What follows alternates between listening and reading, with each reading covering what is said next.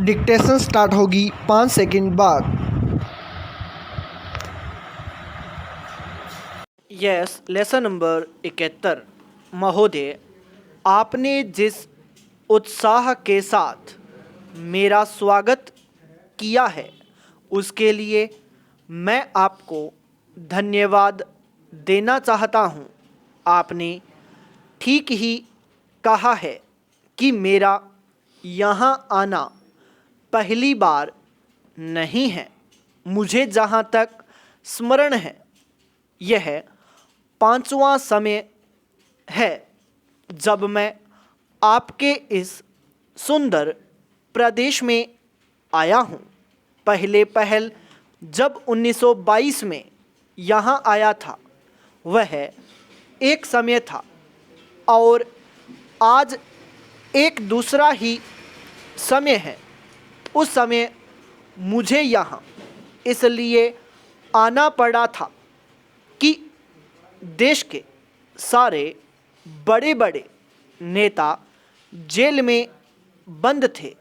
महात्मा गांधी जी भी जेल में थे और प्राय यहाँ के नेता भी जेल में थे।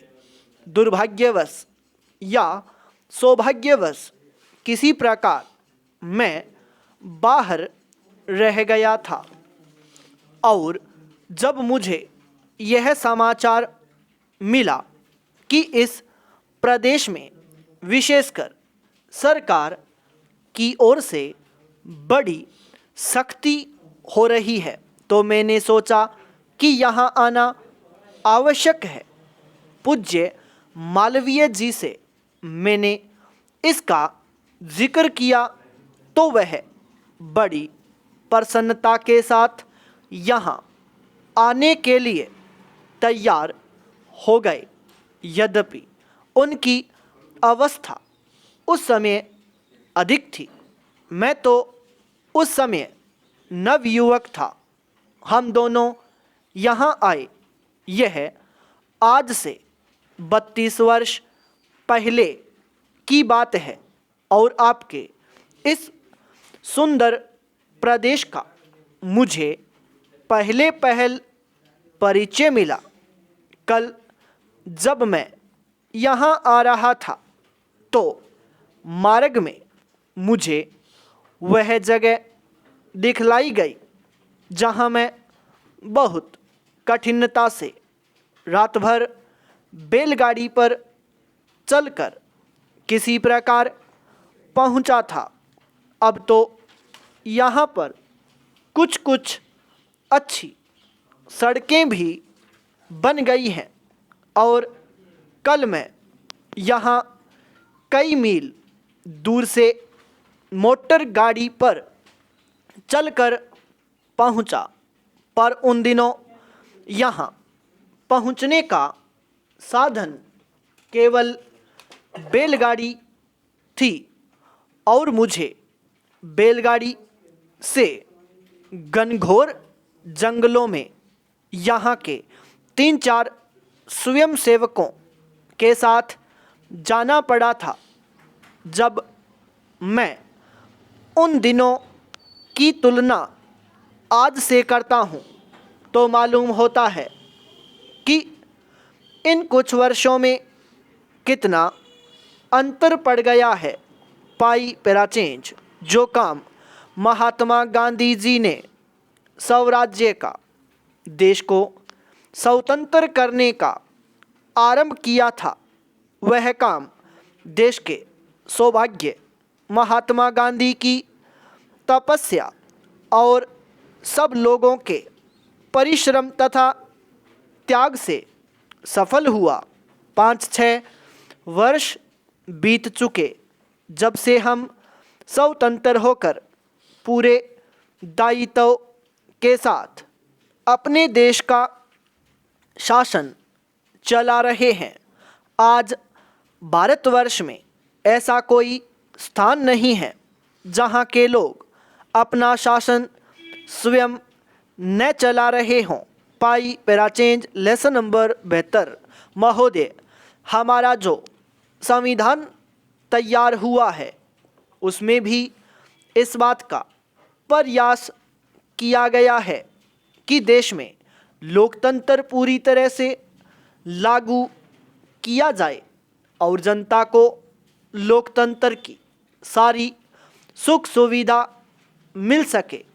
सबसे पहले मैं आपको इस बात के लिए धन्यवाद देना चाहता हूँ कि आपने मुझे इस सम्मेलन में कुछ कहने का अवसर दिया है।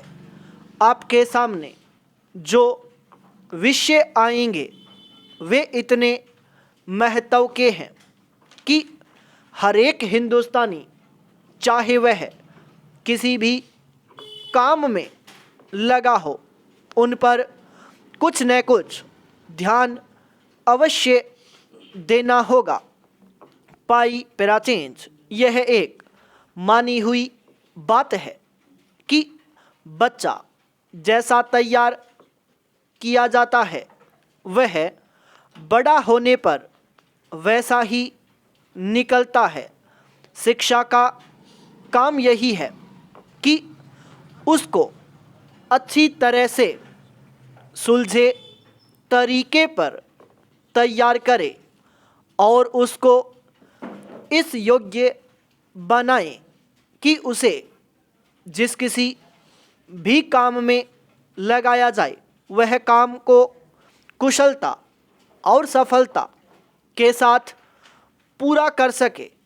हमारे देश में जो शिक्षा पद्धति अभी तक जारी है वह नई नहीं है, बल्कि यदि मैं यह कहूँ कि वह 125 वर्ष पुरानी है तो गलत नहीं होगा। 125 वर्ष पहले जिस उद्देश्य को सामने रखकर यह शिक्षा पद्धति जारी की गई थी वह उद्देश्य अब नहीं रहा, पर शिक्षा पद्धति अब तक लगभग वही है। मैं मानता हूँ कि इस बात का प्रयत्न किया जा रहा है कि उसमें परिवर्तन किया जाए जिससे हमें अपनी आवश्यकताओं की पूर्ति में सहायता मिल सके। जहाँ तक मुझे मालूम है इस काम में अभी तक हम सफल नहीं हुए हैं। मैं तो शायद यह भी कह सकता हूँ कि उस शिक्षा पद्धति को बदलने में जो प्रयास किया जाना चाहिए था वह अभी तक नहीं किया गया है। इस देश में या सभी देशों में शिक्षा के 3 भाग होते हैं।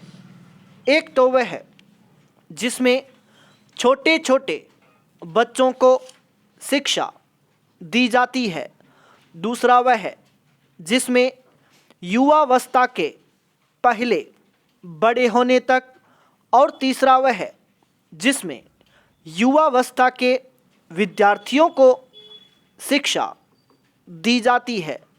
इन तीनों भागों की शिक्षा पद्धतियाँ अलग अलग हैं, परंतु वे एक दूसरे से मिलती जुलती होती है और एक से दूसरे में जाने में कोई कठिनाई नहीं होनी चाहिए।